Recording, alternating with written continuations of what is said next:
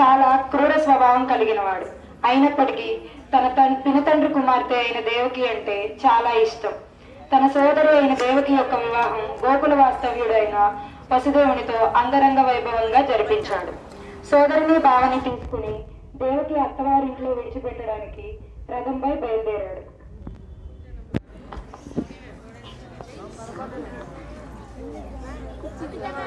అలా కొంత దూరం వెళ్ళగా అకస్మాత్తుగా ఆకాశవాణి ఇట్లా నేను అంత సంబరపడకు కంస మహారాజా, నీ చెల్లెలి యొక్క అష్టమ సంతానం చేతిలో నీకు ప్రాణహాని తప్పదు. ఏంటి, నాకు ప్రాణహాన? అయితే ఈ దేవికి వరించి నాకు ప్రాణహాని లేకుండా చేసి